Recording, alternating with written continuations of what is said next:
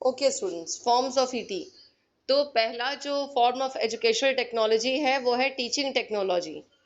Teaching technology यानी शिक्षण तकनीकी। शिक्षण तकनीकी को पहले हम लोग डील करते हैं, उसमें क्या क्या है। पहला है कि टीचिंग क्या है, वो एक सोशल और प्रोफेशनल एक्टिविटी है। जिस सोसाइटी में रहते हैं उस सोसाइटी के हिसाब से टीचिंग होती है, और ये सोशल और प्रोफेशनल एक्टिविटी होती है। दूसरा, teaching is a purposeful activity. किसी खास उद्देश्य को लेके टीचिंग की जाती है। ऑल राउंड डेवलपमेंट चाइल्ड का होना चाहिए टीचिंग से, ऐसी कोशिश की जाती है। और जब भी टीचिंग होगी किसी खास वजह से, किसी खास उद्देश्य से की जा रही होगी। तो इसका ये भी है एक फीचर। टीचिंग क्या है, टीचिंग एक आर्ट भी है, साइंस भी है। क्योंकि टीचिंग को आर्ट क्यों है, क्योंकि टीचिंग को जो टीचर होता है वो अपने व्यक्तित्व के हिसाब से जिन स्किल्स को सीख कर वो करता है, वो अपने हिसाब से ढाल के टीचिंग करता है, स्किल यूज करता है। और साइंस क्यों है, क्योंकि ये ऑब्जेक्टिवली हम टीचिंग को स्टडी कर सकते हैं, साइंटिफिकली हम टीचिंग को स्टडी कर सकते हैं। तो ये फिर साइंस भी है। इसके अलावा टीचिंग एक क्लासरूम एक्टिविटी है जिसमें टीचर और स्टूडेंट्स इंटरैक्ट करते हैं। साथ में ये जो एक्टिविटी है इससे कंप्लीट डेवलपमेंट ऑफ स्टूडेंट्स भी होता है। ठीक है। अब क्या है टीचिंग, स्टूडेंट सेंटर्ड है। पहले टीचर सेंटर्ड थी, लेकिन अब ये स्टूडेंट सेंटर्ड होती है टीचिंग। ठीक है।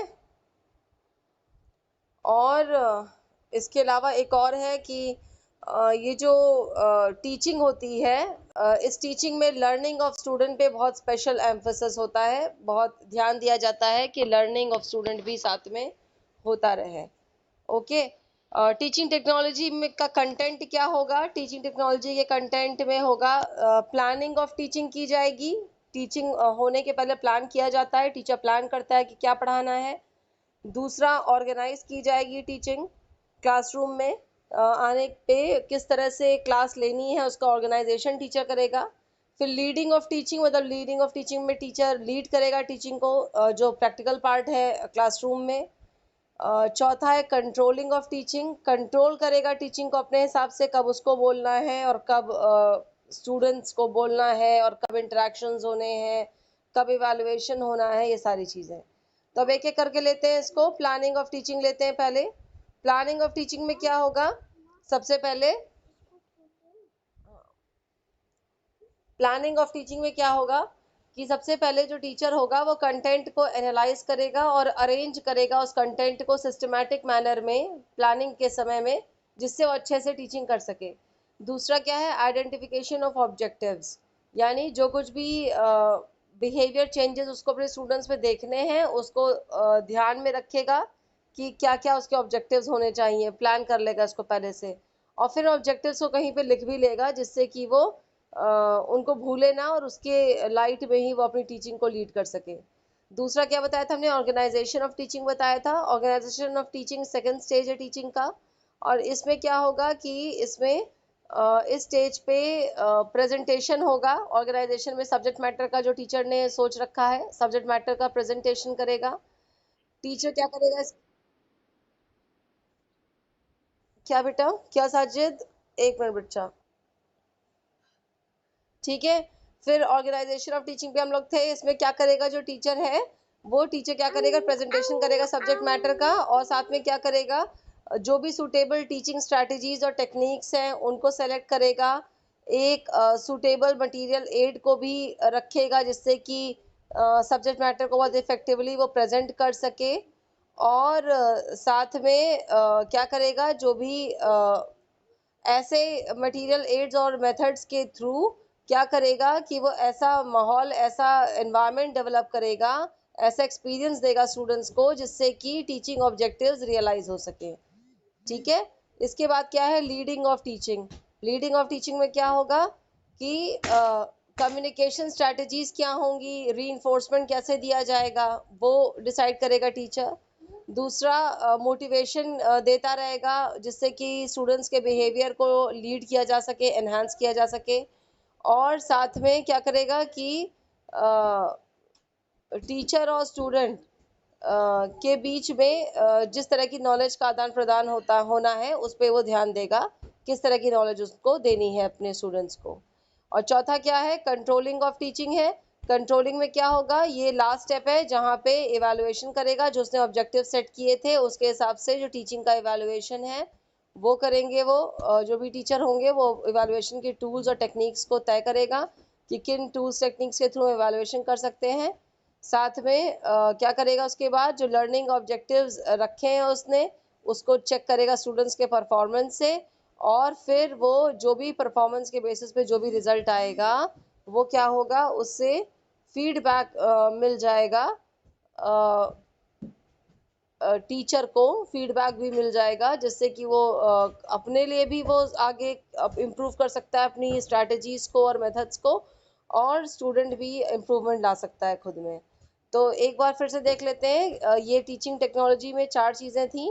प्लानिंग ऑफ टीचिंग थी, ऑर्गेनाइजेशन ऑफ टीचिंग था, लीडिंग ऑफ टीचिंग थी, और कंट्रोलिंग ऑफ टीचिंग था। ठीक है। टीचिंग टेक्नोलॉजी के कुछ अजम्पशंस हैं। अजम्पशंस में क्या है, पहला है कि टीचिंग एक साइंटिफिक प्रोसेस है और इसके 2 कंपोनेंट्स हैं, कंटेंट और कम्युनिकेशन। ठीक है, स्टूडेंट्स अभी एंटर कर रहे हैं। ओके, ठीक है। कंटेंट ऑफ और कम्युनिकेशन 2 पार्ट होते हैं टीचिंग के। एक साइंटिफिक प्रोसेस है टीचिंग जिसके 2 पार्ट हैं, कंटेंट और कम्युनिकेशन। एक क्लोज रिलेशनशिप बनती है टीचिंग और लर्निंग के बीच में। इसको जितना अच्छा से बना सकेंगे उतना अच्छा टीचिंग होगी। तीसरा, टीचिंग स्किल्स भी डेवलप की जा सकती हैं। फीडबैक डिवाइसेस कुछ रखी जाती है जिससे टीचर को बताया जाता है कि उसमें क्या कमियां आ रही हैं या क्या इम्प्रूव करे, उसको करके वो अपनी टीचिंग स्किल्स को इम्प्रूव कर सकता है। साथ में टीचिंग एंड लर्निंग क्या है, वो म्यूचुअली आपस में इंटर रिलेटेड होते हैं। इसलिए क्या होता है कि अगर बेटर टीचिंग होगी तो फिर बेटर लर्निंग होगी। या बेटर लर्निंग कैसे होगी, बेटर लर्निंग एनवायरनमेंट और बेटर लर्निंग जो भी स्ट्रैटेजीज हैं उसको बनाकर, तो बेटर टीचिंग से बेटर लर्निंग होगी। और साथ में जो भी सिचुएशन आ रही है सामने टीचिंग एक्टिविटी में, उसमें मॉडिफिकेशन और इम्प्रूवमेंट किया जा सकता है जो भी सर्कमस्टांसेस अराइज हो रहे हों। बहुत ज़्यादा ये नहीं है कि आपने पहले जो सोच रखा है वही होगा क्लास में जो सिचुएशंस और कंडीशंस आ रही हैं उसको देखते हुए जो हमें चेंजेस करने होंगे वो उस समय हम ऑन द स्पॉट चेंजेस ला सकते हैं। एप्रोप्रिएट कंडीशंस क्रिएट की जाती हैं टीचर के द्वारा टीचिंग में, जिससे कि इफेक्टिव लर्निंग हो सके। कुछ मेन फीचर्स है टीचिंग टेक्नोलॉजी के। 3 डोमेन्स होते हैं टीचिंग के, कॉग्निटिव, अफेक्टिव और साइकोमोटर। जो बीएड कर चुके हैं लड़के या थोड़ा बहुत बीएड की जानकारी रखते हैं वो ये जानते हैं कि 3 डोमेन्स होते हैं। तो ये ऑब्जेक्टिव्स लिखने के, कॉग्निटिव क्या होता है, नॉलेज डोमेन यानी किस तरह की नॉलेज का एनहांसमेंट हो रहा है। इफेक्टिव किस तरह के और जो अंडरस्टैंडिंग लेवल या इमोशनल लेवल का किस तरह से डेवलपमेंट हो रहा है। साइकोमोटर यानी कि किस तरह की स्किल एनहांस हो रही हैं। इन तीनों तरह के ऑब्जेक्टिव्स में कोई भी कंटेंट मैटर को डिवाइड किया जाता है। टीचिंग जिससे ज़्यादा इफेक्टिव हो सकती है। टीचिंग टेक्नोलॉजी फिलोसॉफिकल, सोशियोलॉजिकल और साइंटिफिक नॉलेज पे बेस्ड होती है। टीचिंग में हम लोग पहले भी पढ़ चुके हैं, पहले कहीं नहीं तो दोबारा रिवाइज कर लेते हैं एक बार यहाँ पर, कि 3 लेवल्स होते हैं, मेमोरी, अंडरस्टैंडिंग और रिफ्लेक्टिव लेवल ऑफ टीचिंग होती है। मेमोरी जिसमें मेमोराइज करने पे जोर होता है, अंडरस्टैंडिंग जिसपे समझाने पे जोर होता है, और रिफ्लेक्टिव जिसमें स्टूडेंट सब कुछ मेमोराइज करने के बाद, समझने के बाद रिफ्लेक्ट कर सकता है। इसके अलावा 3 एज अ सिस्टम, क्योंकि टीचिंग एक सिस्टम भी है, एक प्रोसेस है, इसके 3 पार्ट्स होते हैं। इनपुट होता है, प्रोसेस होता है, आउटपुट होता है। इनपुट में टीचर, स्टूडेंट्स और कंटेंट होते हैं। प्रोसेस जो भी हम टीचिंग स्ट्रैटेजीज यूज़ कर रहे हैं, मेथड्स यूज़ कर रहे हैं, जो एनवायरनमेंट बना रहे हैं, वो प्रोसेस होता है। और आउटपुट में ये होता है कि क्या निकल कर आ रहा है, क्या हमारे ऑब्जेक्टिव्स कितने रियलाइज हो पा रहे हैं टीचिंग प्रोसेस को एग्जीक्यूट करने से। और टीचिंग लर्निंग प्रोसेस को हम ज़्यादा इफेक्टिव बना सकते हैं टीचिंग टेक्नोलॉजी को यूज़ करते हुए। अगर हमें सारी जानकारी हमारे पास है, टीचिंग स्किल्स की जानकारी हमको पता है, अगर हमको पता है कि प्रोसेस है इनपुट, प्रोसेस, आउटपुट का, ये 3 का लेवल का प्रोसेस है। 3 लेवल ऑफ टीचिंग होती है, मेमोरी, अंडरस्टैंडिंग और रिफ्लेक्टिव। अगर हमको ये पता है, हमको ये भी पता है कि कंटेंट और कम्युनिकेशन 2 मेजर कंपोनेंट हैं टीचिंग के। ये सारी चीज़ें अगर हमको पता है तो हम टीचिंग को बहुत अच्छे से कर सकते हैं और लर्निंग को इम्प्रूव कर सकते हैं। ठीक है। तो ये हो गई टीचिंग टेक्नोलॉजी। टीचिंग टेक्नोलॉजी में किसी को कुछ क्वेरीज हो अगर, तो वो पूछ सकते हैं, बता सकते हैं कि कुछ क्वेश्चंस अगर आपके दिमाग में आ रहे हो तो। Session is now open for discussion. आप अपने क्वेश्चंस रेज करें।